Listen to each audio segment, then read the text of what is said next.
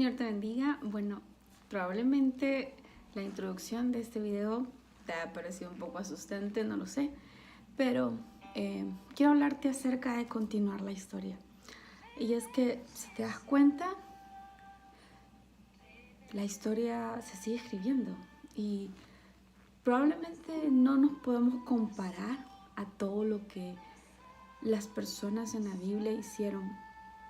Y si bien es cierto, Dios dejó la palabra para que tú y yo nos inspiremos, para que nos identifiquemos con ese tipo de personajes, pienso que la historia está escrita para que no la repitamos, ¿sabes?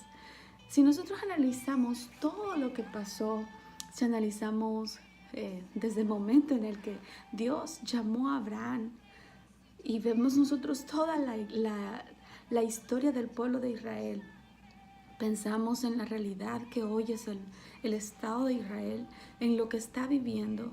Quizás muchas cosas no las entendamos. Y sabes, Dios ponía en mi corazón que debemos estar tranquilos y no dejar que la historia se termine. Nosotros hemos nacido en una generación donde probablemente a veces sintamos que no tenemos los recursos, las habilidades o las herramientas para seguir compartiendo el Evangelio en medio de tantas ideologías y tantas cosas que están pasando en el mundo. Pero siempre recuerdo en mi tiempo en el colegio, a veces me sentía tan impotente y decía: Señor, ¿cómo puedo hacerles entender que tú eres real? ¿Cómo puedo realmente llegar al corazón de estos jóvenes, hacerles entender que hay cosas mucho más importantes que un noviazgo, incluso que la misma inteligencia? Y la verdad es que Dios hacía consolar mi corazón con esa verdad. Y es que si tú naciste en esta generación, es porque Dios quiere usarte en esta. Y cuando yo te digo esto, no me refiero a que, bueno, todo el mundo va a ser pastor o misionero. Son ministerios hermosos, grandes, donde te lo puedo decir por experiencia. Quizás los he vivido por tiempos muy cortos y ahora me encuentro en un tiempo de mi vida quizás totalmente diferente. Pero, ¿sabes? Tengo la misma necesidad de compartir a Cristo y creo que eso es lo que nunca debe cambiar. Tengo la misma urgencia de continuar la historia y creo que de eso se trata. No importa qué estés haciendo, sino seguir avanzando y compartiendo el reino de Dios. Creo que la necesidad es tan fuerte y a veces nosotros pensamos que solamente la gente que es misionera, la gente que está en un ministerio debe de aprender la Biblia, debe de hablar Biblia, debe de predicar, pero no es así. Y tenemos un ejemplo muy claro en la Biblia y quiero que vayas conmigo al ejemplo de Esteban. Quiero hablarte de Esteban. Esteban era un hombre muy admirable.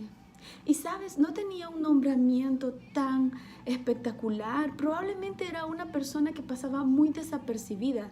Quizás las habilidades que él tenía eran tenidas por muchas personas más y a lo mejor parecían muy comunes.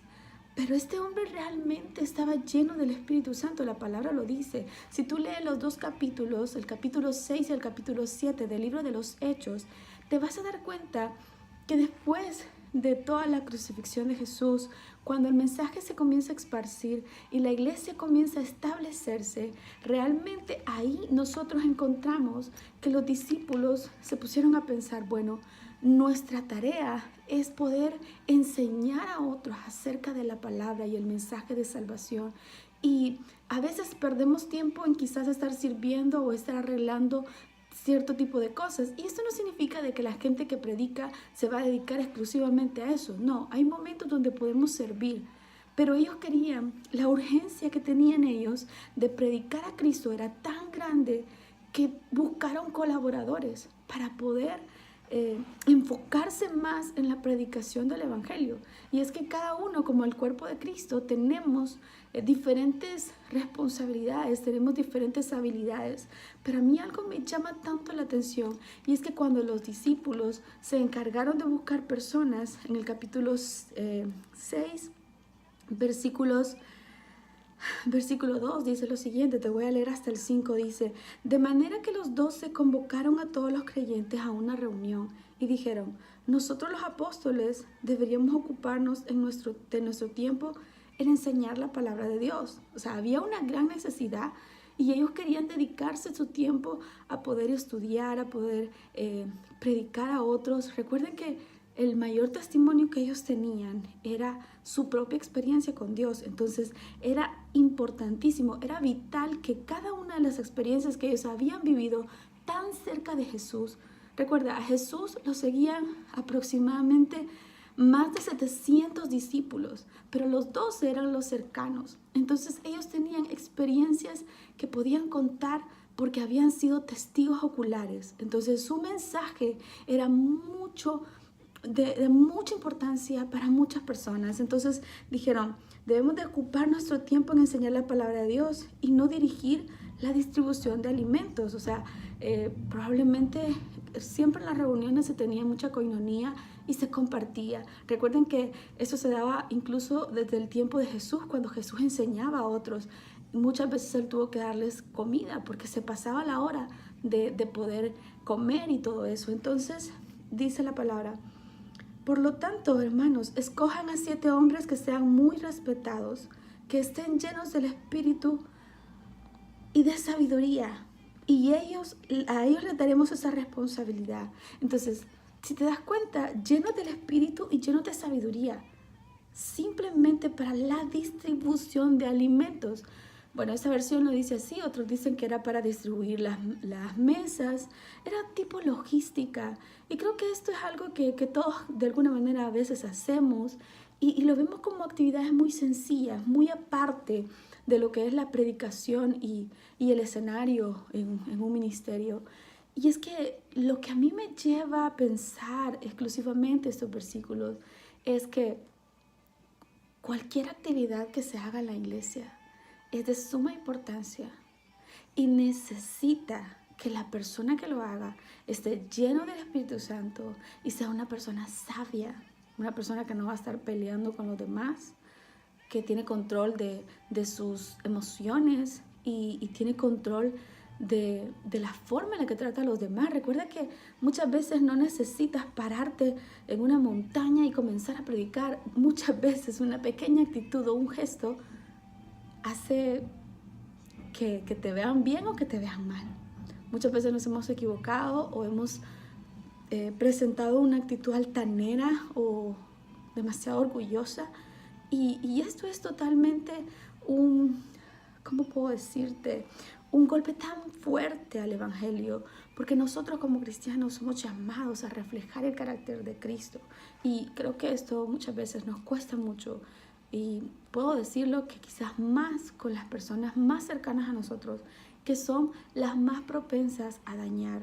Recuerda que las personas que están cerca de ti son las que más te conocen y a las que no puedes ocultarles tu carácter. Entonces es importante que analicemos nuestras relaciones interpersonales y realmente pensemos si estamos continuando la historia reflejando el carácter de Cristo.